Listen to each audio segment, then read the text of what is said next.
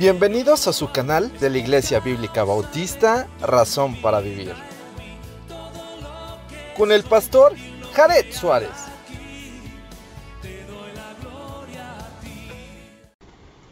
Bienvenidos a su canal de la Iglesia Bíblica Bautista, Razón para Vivir. Me da mucho gusto poder nuevamente estar con ustedes y poder compartir estos breves momentos de reflexión para poder vivir la vida cristiana como el Señor nuestro Dios quiere. Hoy seguimos con nuestro estudio de Gálatas y vamos a estar viendo cómo el apóstol Pablo va a mencionar a diferentes circunstancias que estaban impidiendo el crecimiento de los de Galacia.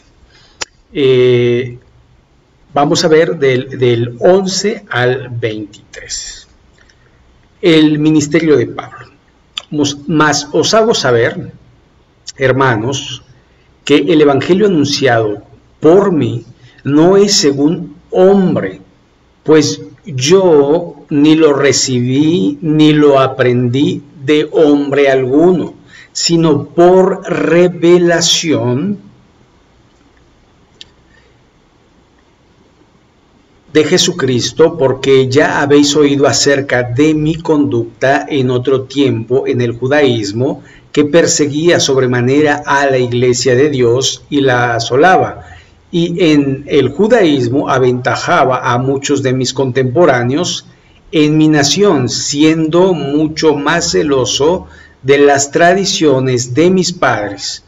Pero cuando agradó a Dios, que me apartó desde el vientre de mi madre y me llamó por su gracia, revelar a su Hijo en mí para que yo predicase entre los gentiles, no consulté enseguida con carne y sangre, ni subí a Jerusalén a los que eran apóstoles antes que yo, sino que fui a Arabia y volví de nuevo a Damasco.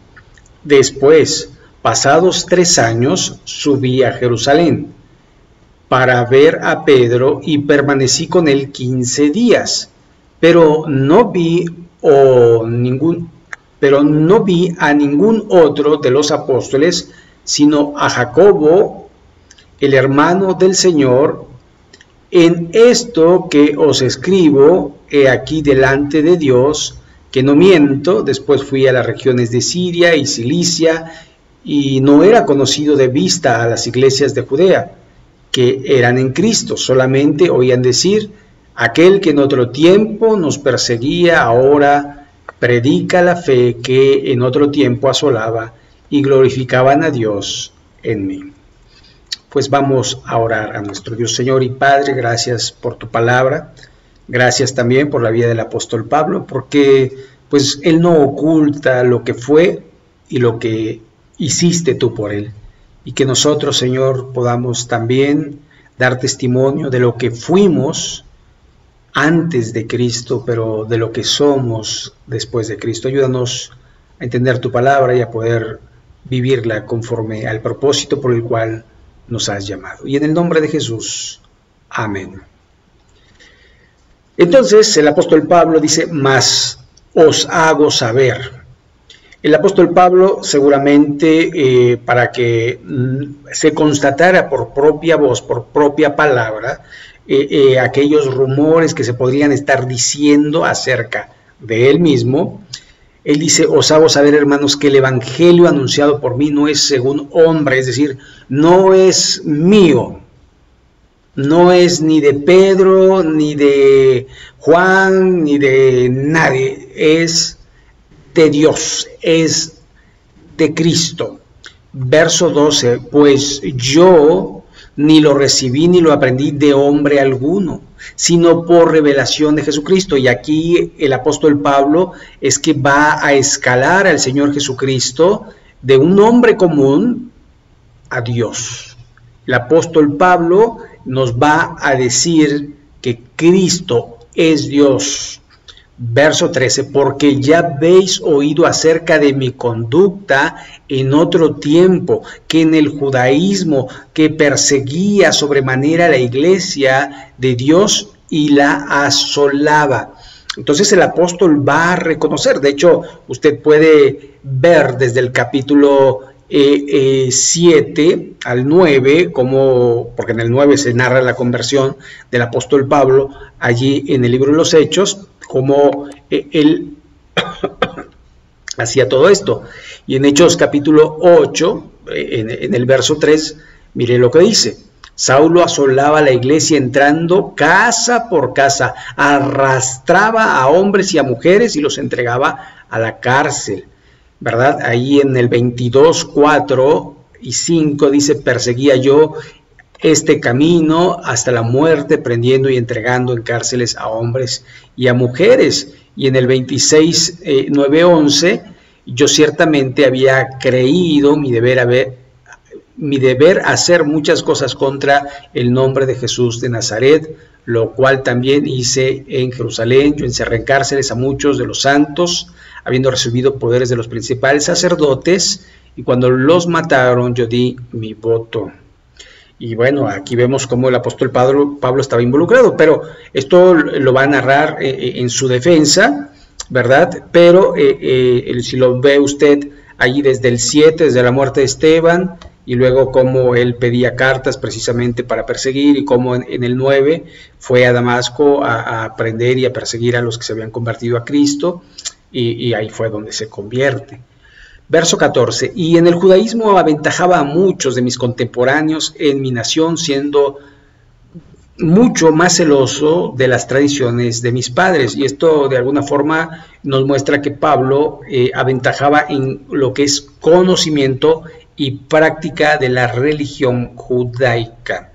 Así que Pablo podría de alguna manera pensarse, y muchos eruditos lo dicen, que él pudo de alguna forma llegar a ser pues el director de los fariseos. En algunas ocasiones se ha dicho que podría llegar a haber sido el sumo sacerdote. Sin embargo, según las leyes, solo los levitas podían ser precisamente sacerdotes, y Pablo es de la tribu de Benjamín, así que prácticamente era imposible que él pudiera ser sumo sacerdote según las leyes judías, aunque bueno, sabemos que la corrupción y todo lo que se ha visto en la historia de los judíos, pues muy probable que si cumplía o si daba o apantallaba o era grande, podrían hasta ponerlo en eso, pero bueno, esa es otra historia. Dice el verso 15, aquí estamos: pero cuando agradó a Dios, que me apartó desde el vientre de mi madre y me llamó por su gracia. Y aquí vemos un poco lo que los teólogos le llaman la elección. Jeremías también habla de eso, el rey David habla de eso, y muchos de los hombres de Dios hablan de que Dios los apartó. En la mente de Dios, Él sabe quién creerá y quién no creerá. Ahora, ¿quién entendió la mente de Dios? Entonces uno entiende lo que pasó en el presente, porque de otra manera uno no puede comprender ni entender pues absolutamente nada. Es más, de hecho, en algún momento en nuestra vida decimos: ah, ahora entiendo, porque pasó esto, porque pasó aquello, porque esto, porque aquello. Es simple, pero el apóstol Pablo de alguna forma no quiere meterse en circunstancias de predestinación o elección que los teólogos modernos de alguna forma tratan de poner sus posturas. Yo simplemente quiero decir lo que el apóstol Pablo dice, y él dice que Dios lo llamó antes de su nacimiento, y yo lo creo, porque esto es revelación de Dios, porque lo dijo en el principio, no de carne. Y si nosotros estamos en el camino de Dios, es porque Dios ya lo tenía anticipado en su mente, en sus planes. Pero no podemos saber en los planes de otras personas, sino en el propio nada más. Y por eso el apóstol Pablo habla de sí mismo. Para que yo predicase entre los gentiles. Revelar, el verso 16, revelar a su Hijo en mí para que yo predicase entre los gentiles.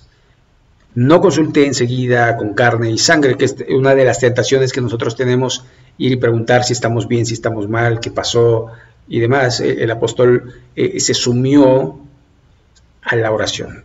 Él prácticamente tuvo muchas revelaciones de Jesucristo, el cual indicaba el camino que debía seguir, y todo constatado con las Escrituras, porque eso es sumamente importante, que todo concuerde conforme a las Escrituras. Así usted lo puede ver en los Evangelios, que muchas de las cosas que hizo Jesús fue para que se cumpliese la Escritura, y la Escritura no se va a contradecir nunca. Por eso anteriormente había dicho: mas si yo o un ángel del cielo os predicara un evangelio diferente, el tal sea anatema. Entonces esto lo tenemos que tomar en cuenta.